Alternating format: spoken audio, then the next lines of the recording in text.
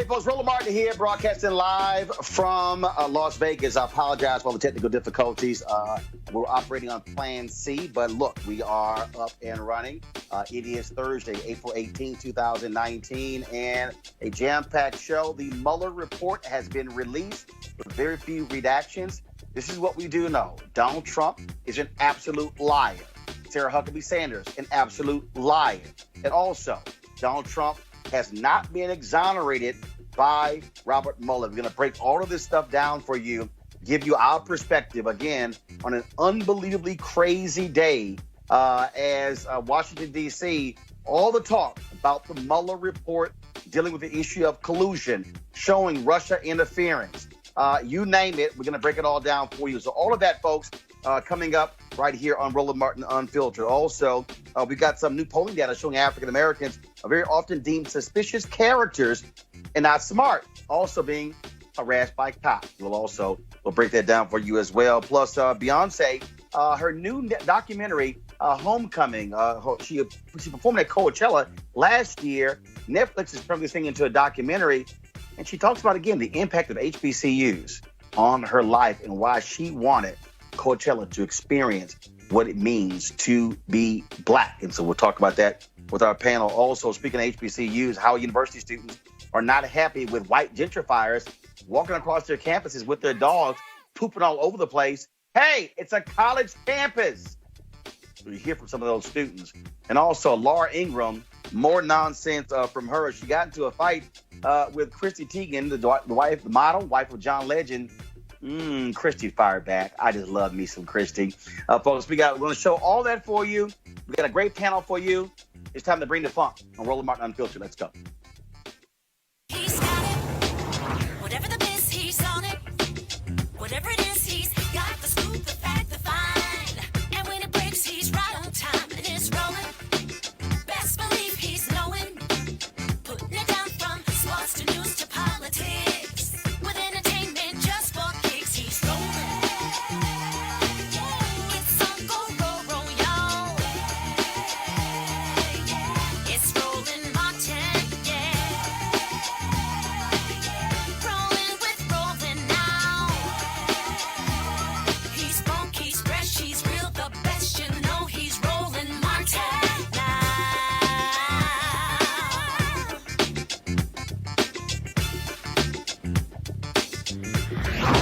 Martin. All right, folks, Roland Martin here, Roland Martin Unfiltered. I'm here in Las Vegas. It has been, of course, a crazy day. We've had lots of technical issues, but bottom line is we're here, we're live. Let's get this thing started. It's been wild in Washington, D.C. as Bob Barr had lots to say about the Mueller report. Then, of course, about 2 hours later, we actually got to see the Mueller report for ourselves. Here's what we do know. Bob Barr was lying to us in his summary. He took some liberties with the Mueller report. And folks have been talking about it all day. And we got a couple of lawyers here, former prosecutors, to talk about this report as well. But let's start this way. This is how the New York Times summed this whole thing up. They say, which is pretty interesting. While the report does not find that the president or his campaign aides have committed any crimes in their contacts with Russians, it lays bare how Mr. Trump was elected with the help of a foreign power when a federal inquiry was started to investigate the Russian effort. He took numerous steps to try to undermine it. Okay, y'all, that really explains the Mueller report there. And it's pretty interesting. But it also found that the Russians did indeed tap into some election offices in Illinois, also in Florida. And so, man, you talk about an unbelievable report here. And so we want to dig in with this report. So let's talk with A. Scott Bolden, a former chair, National Bar Association Political Action Committee, who joins us right now. And so I'm gonna start with you, Scott. I also am joined by Attorney Glenn Ivey, former state's attorney for Prince George's County, also former federal prosecutor. And so we also joined in studio by Greg Carr, chair, Department of Afro-American Studies. He joins us as well. And Shireen Mitchell, she is social analyst and diversity strategist. So I want to start with our attorneys first. And so let me go to Scott. Scott, when you look at this report, when you look at what Mueller determined? First of all, he said he agreed. I guess he consulted with the legal counsel in the Department of Justice that the president cannot be indicted. So therefore, he's pretty much leaving this thing up to Congress as to whether or not they want to impeach Donald Trump for obstruction of justice. This report, more than 400 pages. Your initial assessment of what you read from Robert Mueller? Well, I think the big thing that jumps out at me is the numerous attempts. I counted at least 10. There may have been 12 attempts to obstruct justice. You see, Donald Trump and his campaign knew that Russia helped him win the election because they wanted him to win on one hand. On the other hand, you got a willing participant, whether they were assets of Russia or Russia used them as an asset. But the 10 or 12 efforts to obstruct justice, firing Comey, pressuring McGahn, his White House counsel, to make false statements and to fire the special prosecutor, pressuring the attorney general to get back in the case, and using agents within the White House to do so. Mueller's decision that because these aides did not always carry out or weren't as effective in carrying this message forward, despite Donald Trump's own public statements about all of this, I got to tell you, it's very disappointing for this one reason.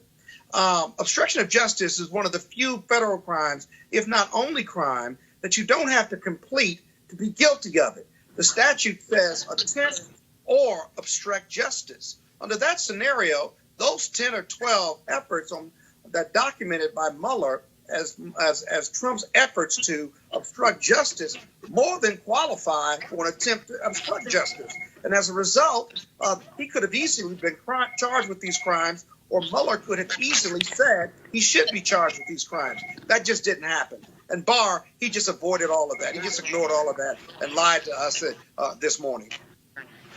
Glenn Ivey, that point is really important. That first and foremost, Donald Trump tried to obstruct justice. Okay, I'm trying to understand, how do you have to fully prove that? Well, had they gone forward with it, it would have happened. He tried to do it. I mean, look, we can go down the list.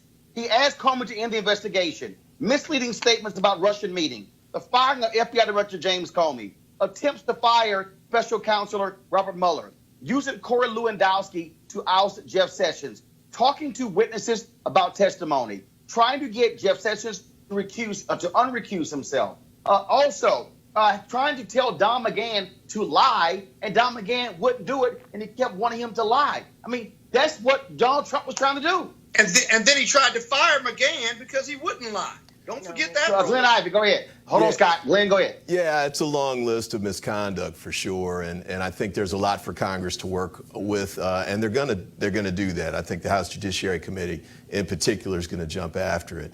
But one thing that I thought was very surprising was the fact that Barr came out and said that there was no obstruction, there was no evidence of obstruction, even in the face of all the evidence that was there. It was a little disappointing, too, to have Mueller come out and tee it up, lay out all the evidence like that, but then pull back instead of go ahead and pushing it across the finish line. But clearly there's plenty for Congress to work with in the weeks coming up. Well, and also what I thought was quite interesting is that when you start going through this and you're seeing his actions, his public comments, that anybody looking at this, Scott Bolden, can say, dude, you were trying to affect the Paul Manafort jury. You were trying to, you were making statements. Obstruction of justice was literally wide open. It was out in public.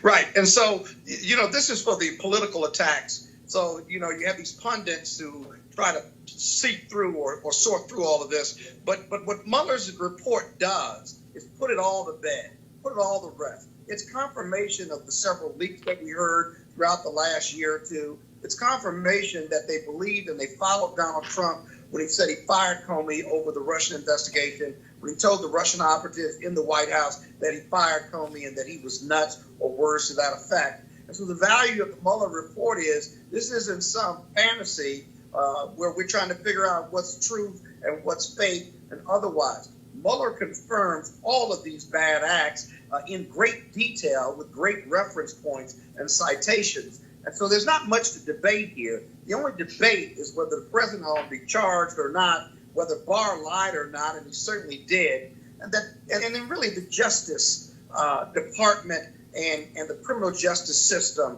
based on Barr's conduct, based on the president's conduct, and all those that would support him, took a real hit. It's a bad day for lawyers and lawyering, in my opinion, because justice did not win this time, that politics won this time, and that Trump and his supporters have just capitulated to lies, to fake news, the real fake news, and to winning, to the demise of the American institutions, justice, intelligence, and all that we stand for or want to stand for in this beautiful but imperfect country of ours. It's a sad day for all of it. Glenn Ivey, Trump sent out this tweet saying game over.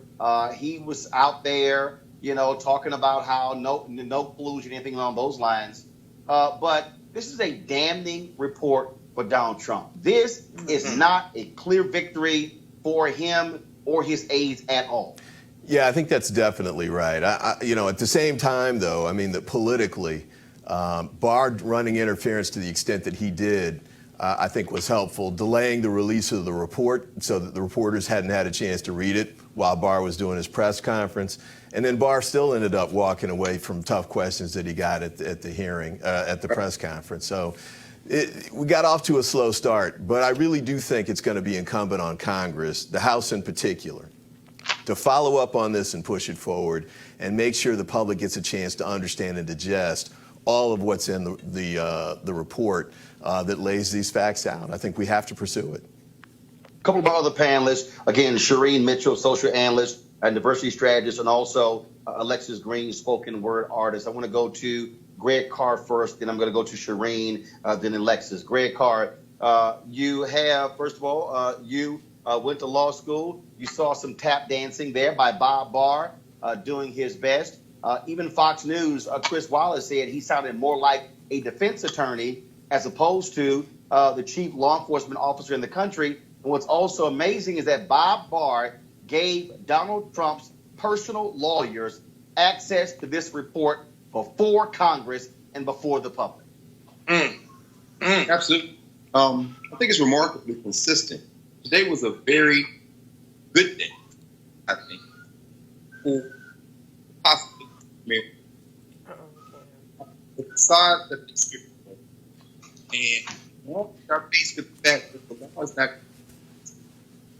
Hey, Greg, hold on one second. We're having an issue with your Skype. I want to go to Shireen. Shireen, if you can answer that particular question. Again, to see Bob Barr act as the defense attorney for Donald Trump and to give his personal attorneys access to the report before even members of Congress? Yes. I mean, he's the AG. The AG is there to protect the American people. He has his own White House counsel. So it doesn't make sense that he would go to the White House counsel and ask them to take a look at this before anyone else gets to see it. No. He didn't just go to the White House counsel. He went to Trump's personal attorney. Yes. His personal counsel. He went to the White House counsel and his personal attorneys. He basically allowed all of them to get access to this information prior to it being publicized for anyone else to see. That in itself should be an alarm for all of us, because people just don't understand. He's acting as his defense attorney. He's not acting as the AG who's supposed to protect the lives and the laws of the land for the American people. Lex is going to ask you this here. Sarah Huckabee Sanders, she now proven out to be a liar. She stood at that White House podium, and she actually said that she was personally aware of FBI agents who rose to the defense of Donald Trump. But now we know, based upon the Mueller report, she was a liar, that she actually made it up.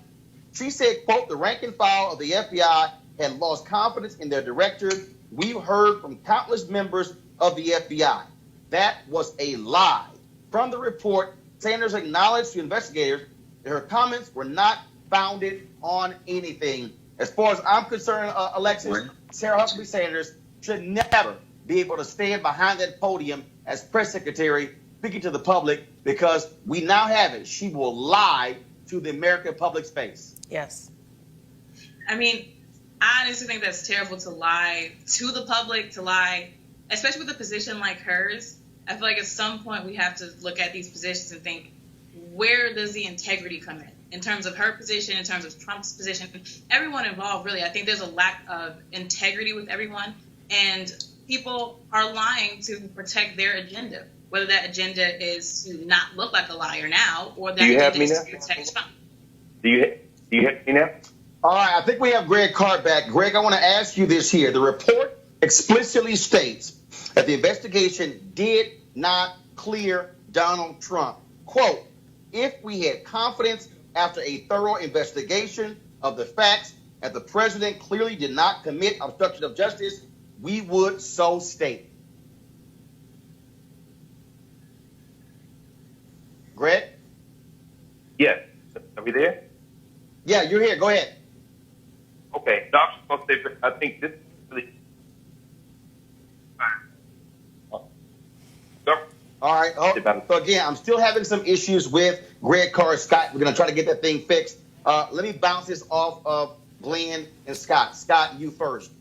Mueller also made clear that Donald Trump's people destroyed evidence, used encrypted app. And so if they were not forthcoming, he wanted Donald Trump to testify. He would only answer in written questions.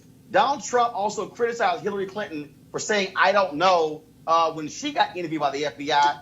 He said the same thing nearly 40 times as well.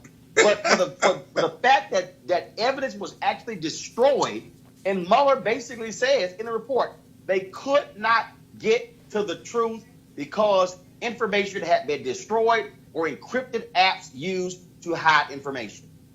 Yeah, in any other case in federal court or state court, that's obstruction of justice. And you could even be convicted for destroying evidence that you know is going to be used later on in a trial. So it is the height of hypocrisy on Trump's part and the depth of arrogance to be used for these negative political means. So this is not a full clearing of the president.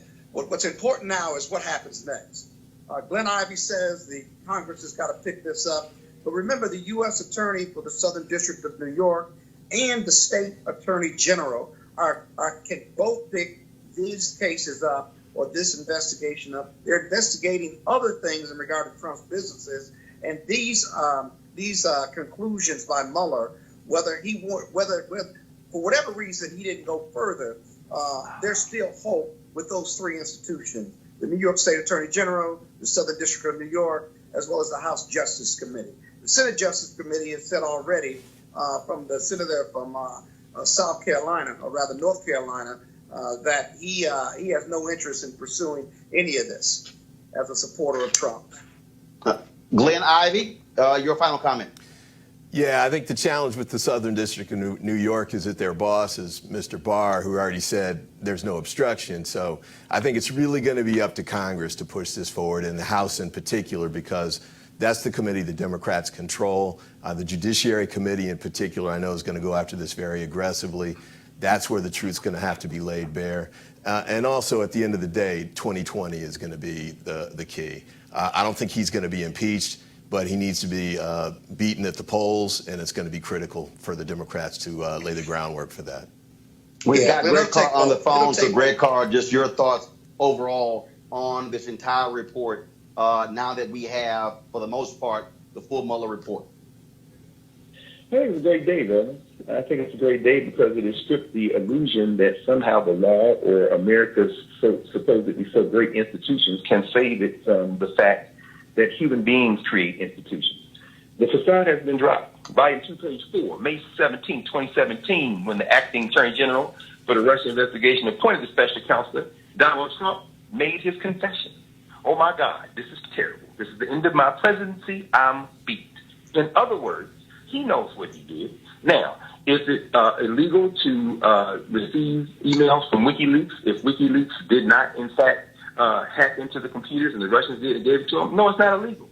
So Bob Barr is technically correct. But as you say, 12 of the 14 indictments are still secret. That's where a lot of the redactions are from. But at the end of the day, that whole report, up and down that report, as you said, this is an administration full of liars, for the people who are flouting Article 2 powers, as Robert Mueller has said, and people who are testing the limits of American democracy. I think it's a beautiful day in America, because what we are now faced with is a question. This isn't about Republicans and Democrats. If you believe in the so-called idea of American exceptionalism, then you need to do something very different.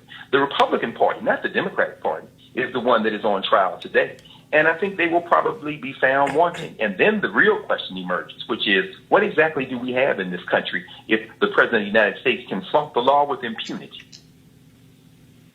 Well, very well said. A. Scott Bolden, I appreciate it. Glenn Ivey, I appreciate it as well. Thank you so very much. Thank you. Thank you. All right, folks. I want to go to my next story. That is the folks at Pew. Last week, we told you about a new Pew poll, Race in America 2019, which found that the public has negative views of the country's racial progress. And more than half say Donald Trump has made race relations worse. But there was some more data I want to explore. So check this out. Here are the percentages of people who said people acted like they were suspicious of them. Whites, 25%. Asians, 35%. Hispanics, 37%. Blacks, 65%. No other group was higher than 35%, higher than 40%. African Americans were at 65%. The percentage of people who say that people acted like they thought they weren't smart. Whites, 26%. Asians, 39%. Hispanics, 48%. Blacks, 60%. Now check this out. The percentage of people saying that they have been unfairly stopped by police. Whites, 9%. Asians, 16%. Hispanics, 19%. African Americans, 44%. Shireen, what does this say, what it means to be black in America when you see these numbers? Well, let's just be clear. Like, if you understand this president who has been actually naming himself a white nationalist, we understand why this problem exists. Also, we understand that in this country, the least respected is actually Black Americans in this country, second to Native Americans. And when we talk about these issues, even now as we're talking about the presidency, there are so many people trying to tell Black and brown people who to vote for, and every person they're suggesting is a white male. And that is part of the narrative in this country, that we don't have, that we're not supposed to have say, but people can treat us differently any way they want to, including telling us who to vote for. And that's why we ended up with this president in the first place.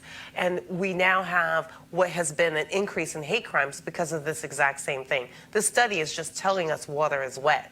Right, that we already knew as African Americans and Black Americans in this country that we were being discriminated against. And I try to explain to people, no matter what you're talking about, and even including income inequality, no matter what status that Black Americans are in, they still face racism.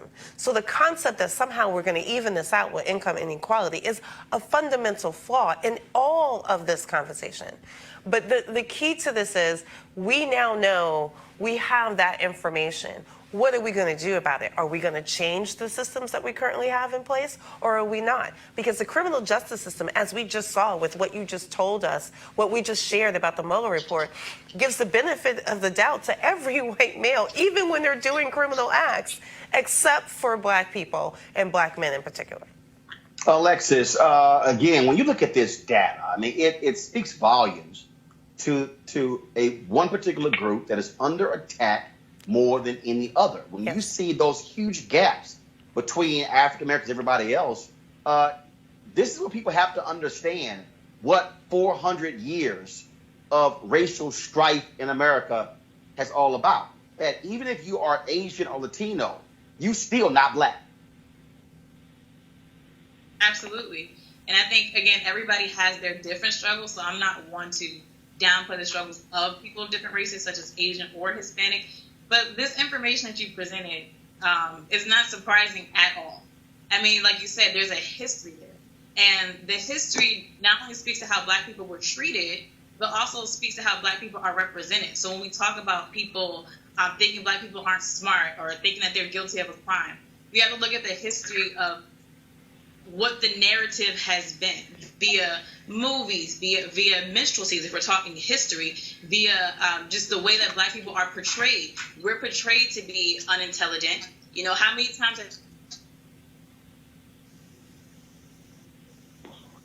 they're usually goofy or dumb, or so that type of archetype. So that creates a narrative, and all of these other political people making comments about Black people, assuming that Black people are criminals, assuming that Black people aren't intelligent, when in fact, which isn't even the truth, because there's a high percentage of Black people who are in colleges and other institutions. So it's like, again, we can have all this data that says Black people are doing all of these great things, but what's hard to control is the narrative that's been embedded into American culture since the beginning of American history. Greg Carr, Can I just make one point Yeah, to make go sure ahead, that go we ahead. don't erase Afro-Latinos, please, in this narrative, because they also deal with some of these things as well. Greg Carr.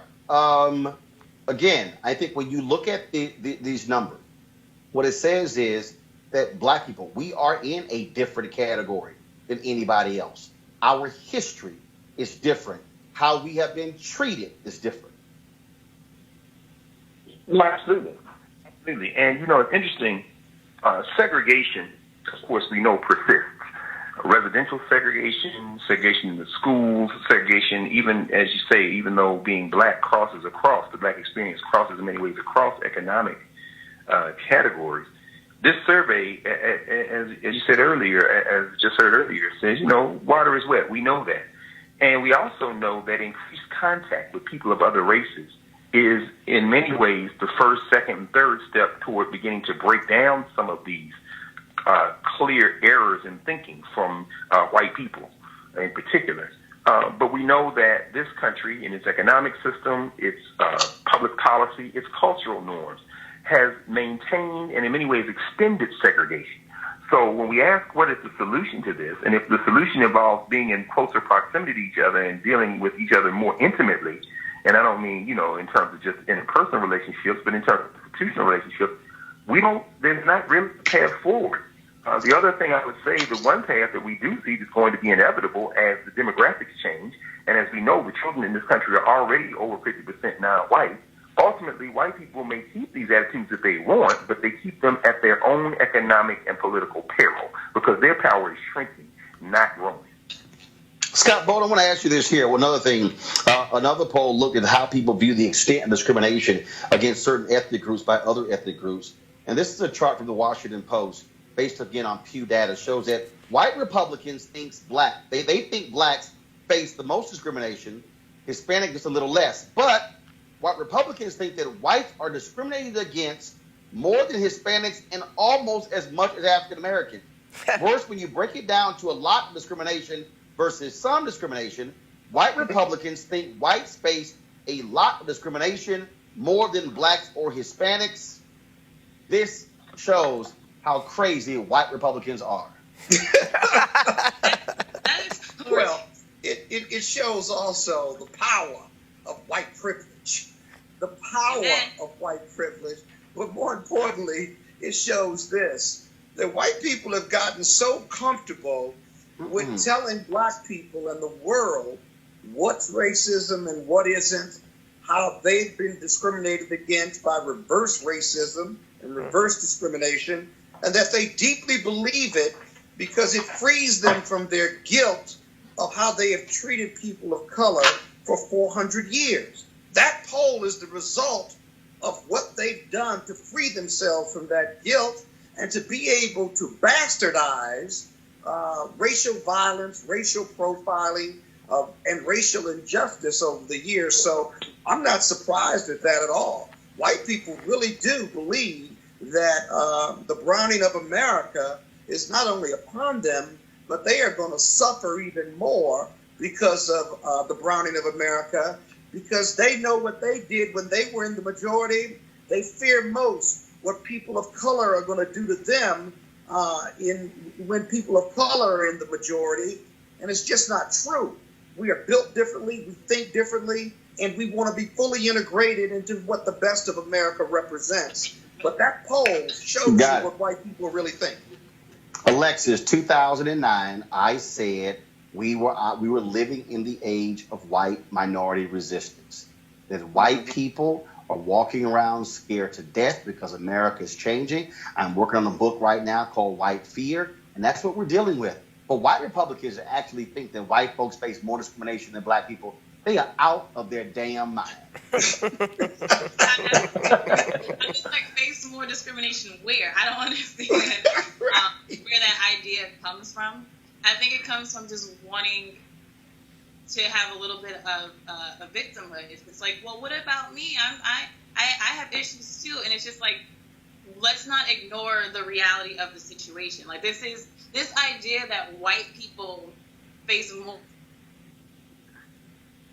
again, to trying to maintain the narrative that has already existed. This is the 2019 version of the white man's burden, the concept, old school concept that white men had so hard having to teach slaves and Native Americans how to speak English and how to be humane and not be barbaric. This is the 2019 version of it. Like, what is your actual discrimination?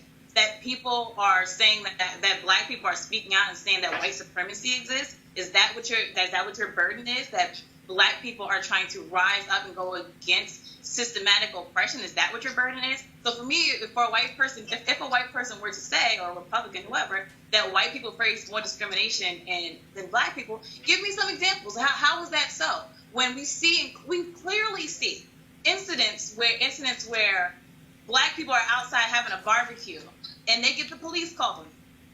We don't see too many instances where a white person is outside having a cookout and black people are, calling the police, or at Starbucks, black people are calling the police.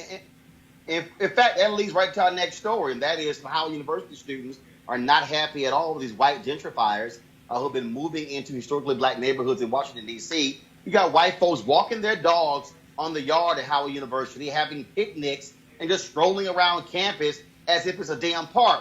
No, it's a college campus. And so we dropped by Howard University to get the thoughts on some students there. And here's what they had to say. They really don't value the campus and our spaces as much as we do. We hold the yard, like, that's a sacred space for us. And for them to bring their dogs and have their dogs using the restroom on the yard, that is seen as disrespectful. That's just disrespectful to us. And I think if we were to go to spaces like Georgetown, and what if we brought our dogs that ran around Georgetown's campus like that? I don't think it would have the same reaction. And I think locals don't value, people who have moved in do not value the culture, and they don't participate in maintaining the culture that is DC, that is Howard.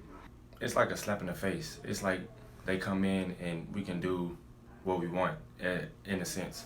As far as the go-go music being played in front of Metro PCS, I love how how our people came in droves and everyone came to support, because that man had been playing his music there for years and no one was saying anything. And it wasn't even past 8 or 9 p.m. I think. It was in the daytime.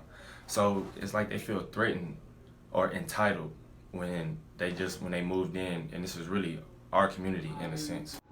Greg Carr, you teach at Howard University. I am volunteering to walk the yard and to call the cops on white folks having picnics and they dogs pissing all over the yard.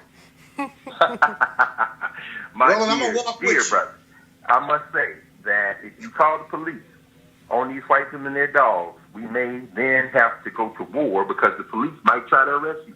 Yeah. I think what we're facing is, of course, white privilege, but also there are convergence of issues we're facing. And I've seen these white folks on the yard. When I see a white person with their dog on Howard campus, I walk toward them and I purposely stand right in front of them and their dog, daring them to do anything other than continue on their way. Now, I'm sure that they could call the police on me, but I think we see the convergence of things. We're seeing not only the entitlement of whiteness, because these white people take their dogs anywhere and do anything, but we also see a dog culture.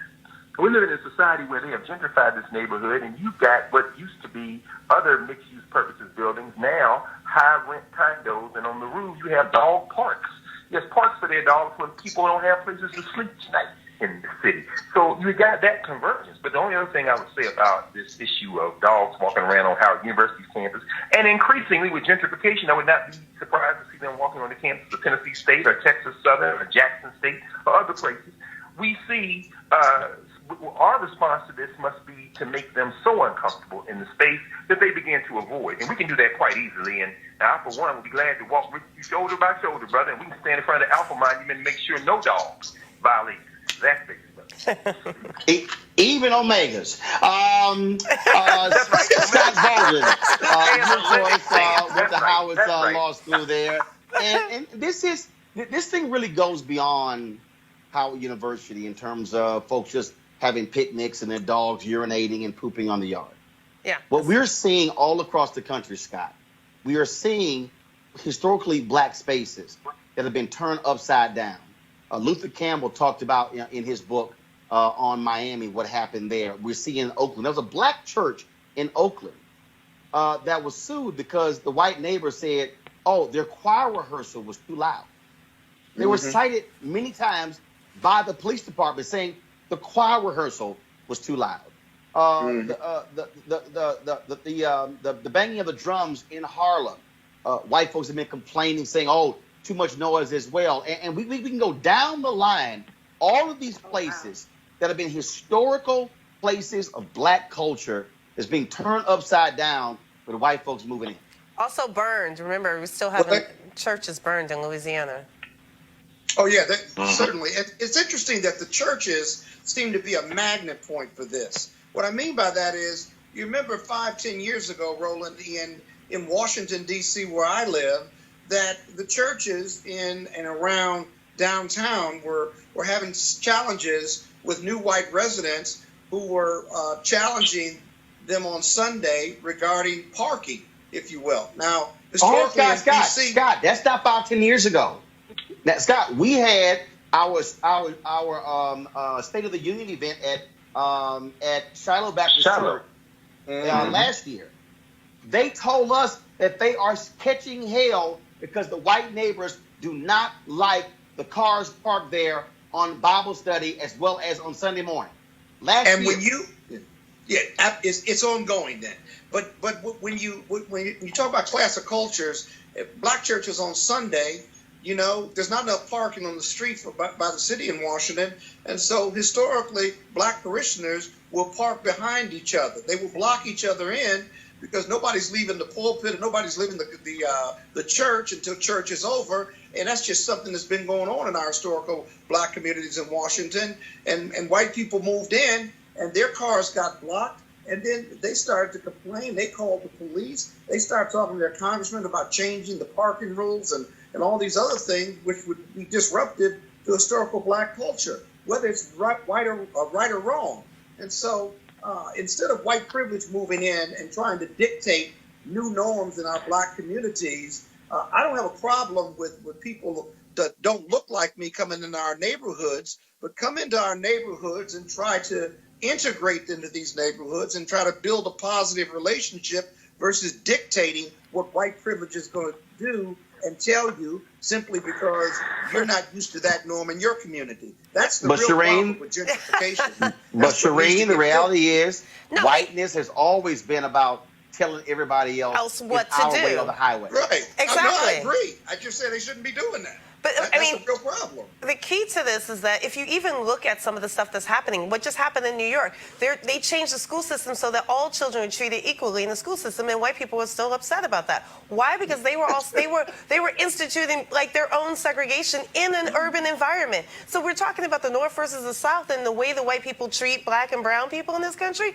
it's been the same. They think they can tell us what to do. We are not to tell them what to do, but they think that they can tell us what to do. So whenever they show up, they're showing up saying, hey, this is the way we operate, so you need to operate like us, and not the other way around. And that is historically not only what's happened in this country overall, but if you think about what's going on with this current president, it's the exact same thing. It's like, we want you out, we want you to either do it our way and integrate our way, or don't come here. If you're not happy, leave. It's like, no, seriously, if you're not happy and you don't like brown people around you, you leave. You go home. Like, the thought that you're telling us that we are supposed to somehow change our own cultural narrative narrative to fit them, that's part of the challenge. And it's always been the case. Most people who go to work every day are told that they have to go to work every day and keep their culture at the door, while everyone else, i.e. white people, get to have their culture run amok, and we're supposed to figure out how to navigate in that space like that instead of us bringing our full selves in, not only in work, but every place we are, including where we live now, including the school systems now.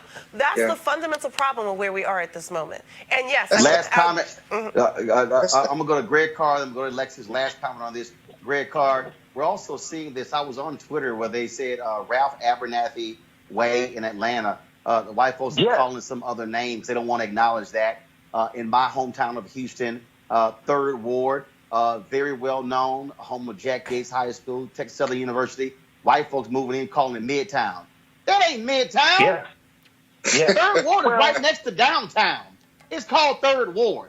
But again, though, so what you see is you have this black identity. And so when white gentrifiers start rolling in, all of a sudden it's, no, we're going to rename this. And in fact, DC has it too. What are they trying to rename something in Harlem as well? They didn't want to call it Harlem, trying to call it something else. They changed New Rock City, New Rochelle, right? All the examples, even here, Noma, right? We have all these different names instead of what the existing names are. But yes, absolutely, they come in and they're like, we're going to change this to be different so that other people want to show up. But yes, it's like, and also the way they've taken over Harlem. I was born and raised in Harlem. The stuff that I see that's gone on in Harlem is nothing that I have ever grown up with. So it is clear they come in, and even people who have lived there for years, for 30, 40 years, are being told that they don't belong there, while people are moving into their buildings and quote unquote fixing everything up. But somehow all of a sudden they don't have permission to be there. But Greg Roland, Carr, is a real issue what black people are going to do about this? Hold on, Scott. Hold on, Greg Carr. Doing anything about this? No, I agree with what Scott just said. What you just said, brother. What are we going to do about it? I mean, in a stone's throw from Howard is Lincoln Temple United Church of Christ. That's where they started the American Negro Academy. Paul Robeson, Martin Luther King, Marion Anderson, all saying that the congregation dwindled to the point, black congregation, where now the building is for sale. It'll be condos soon. And so, I don't have any problem with white people renaming everything. I really don't. You know why? Because when we see that, the question we have to ask ourselves is the question Scott just raised. What are we going to do? What we see is black political power in these cities the keys were handed over to black people when white people didn't want to live here. And then they took the tax base and the revenue generation out of the cities. We put these cities in play, and then now they're coming back because they want to be back in these cities. Well, as they come back, you don't welcome them with open arms. At this point, it's a declaration of war. And when you're at war, you got to act like you're at war. I'm not talking about killing people. I'm not talking about harming people. But I'm talking about being a whole lot less cooperative and a whole lot less welcoming. And that means city council people, that means ward people and alder people need to now take an adversarial attitude toward these people who are trying to stop black worshipers from parking in front of their churches and are trying to now push us out of these neighborhoods. If you want this space, you get it 1 inch at a time, and we're going to fight you every inch of the way. Yeah. Alexis, well, that mentality isn't always present Alexis, in our black community. Hold on, Scott. Alexis. The reason why this is even able to happen, it comes down to the idea that black people aren't supposed to have anything. So anything that black people have, whether it's a neighborhood, whether it's a school, it's up for grabs in a lot of eyes of white people because, again, it's the idea that blacks aren't supposed to have anything. And, of course, some people are going to downplay and say, well, it's just dogs on a college campus, or we just didn't want the choir playing music too loud. But no, the concept really comes down to don't come in my house telling me how to run it. And so when it comes to gentrification or white people moving in and slowly but surely pushing black people out, that's a problem. And when, like someone said earlier today, don't come on like for Howard's campus, don't know the culture there, thinking that you can just do whatever you want because you feel entitled. You feel you have the right to do so. That's an expression of white supremacy. You come onto that yard, you don't know the culture there, the students there, anything. Howard has a lot of history. As a proud member of Alpha Kappa Alpha Sorority Incorporated, where my organization was founded, it was Howard University. It has a lot of history there. So I know for me, I don't even go to Howard, but if I go on there on that campus and I observe the culture there, I see a dog pissing on the Alpha Kappa Alpha tree, that's a problem. And so for me, it speaks to the fact that we're not supposed to have anything. We're not supposed to be able to value anything. And when the things we value are disrespected, we're supposed to not sit around and not say anything. And I think that the solution is we cannot take this sitting down. If we continue to not speak out and not say anything, it will continue to happen. Yeah, but Roland. All right, why Scott. aren't- Okay, why- Scott. Now you can talk. Okay, why aren't you talking about what black people, elected officials, business leaders, and community folks and church leaders aren't doing about this? Because it's not like That's we're right. being just walked over and run over. Our mentality simply isn't to fight this, at least in any type of organized way. And so if our elected officials are giving our communities and our cultures away, if our churches and our community people can talk about the problem, but aren't doing anything about economic empowerment, political justice, social justice, and taking a stand against these infringements in our communities, we are as much to blame as white supremacy is, or as white privilege is that comes in, and we allow them to do that. That's a broader issue in regard to Black America and what we're willing to fight for, and whether we've gotten too comfortable with where we are and not willing to fight. Well, that's also why I've also said that if the land is for sale, we should be buying it. So that's exactly. And we ain't buying it. Speaking of black culture and not being afraid to show blackness, Beyonce, of course, performed last year at Coachella.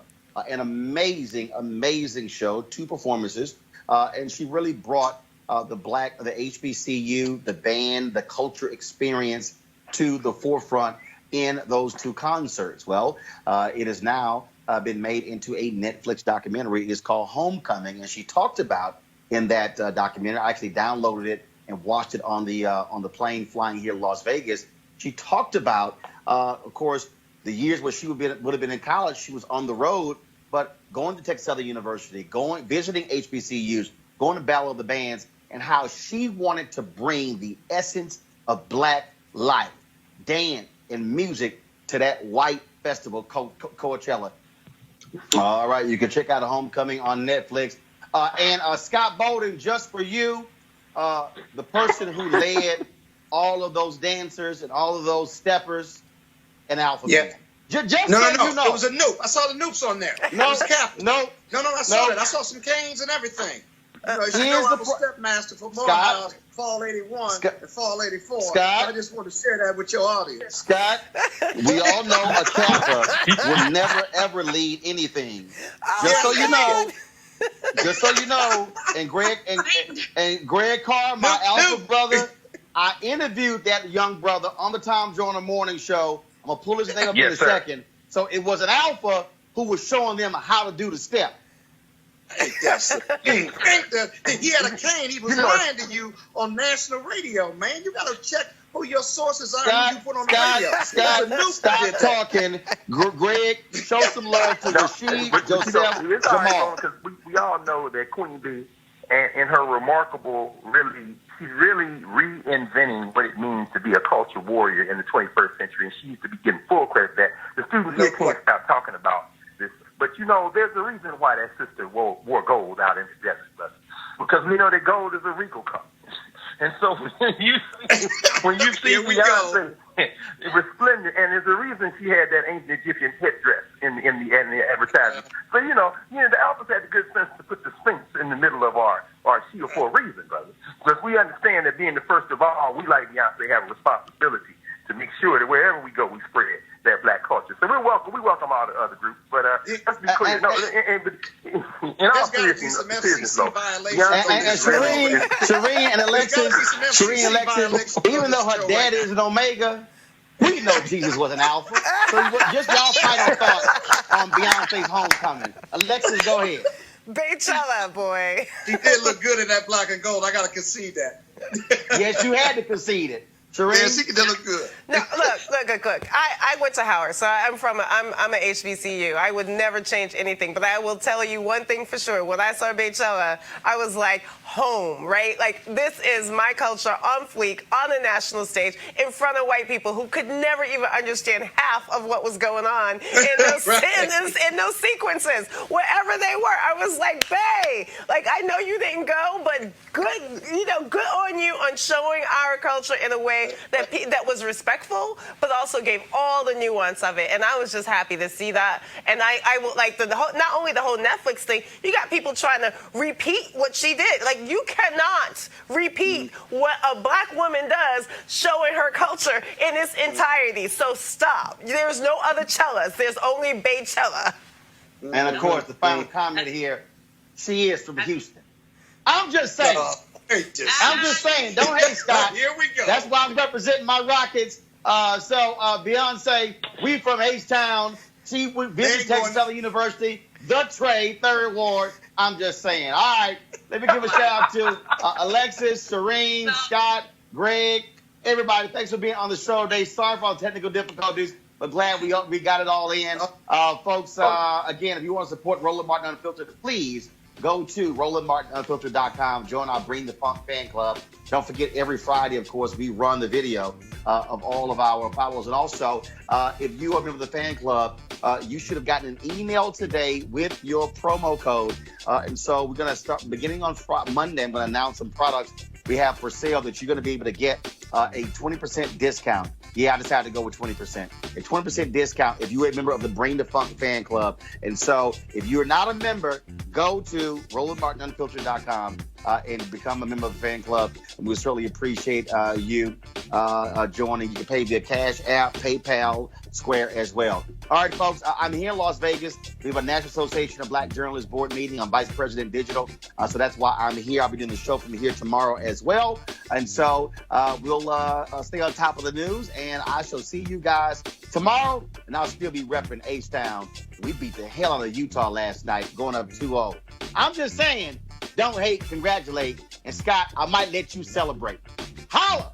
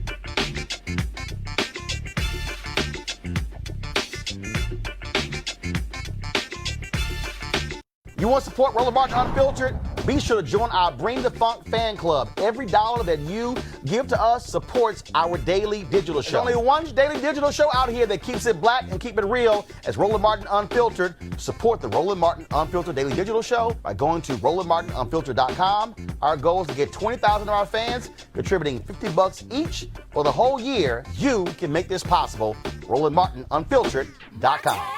Hey fam, want to check out Roland Martin Unfiltered, the blackest show on all of digital, cable, and broadcast. Check out our audio podcast. There's only one daily digital show out here that keeps it black and keep it real as Roland Martin Unfiltered. Press play. Martin. You want to check out Roland Martin Unfiltered? YouTube.com/Roland S. Martin. And subscribe to our YouTube channel. There's only one daily digital show out here that keeps it black and keep it real. It's Roland Martin Unfiltered. See that name right there? Roland Martin Unfiltered. Like, share, and subscribe to our YouTube channel. That's YouTube.com/Roland S. Martin. And don't forget to turn on your notifications so when we go live, you'll know it.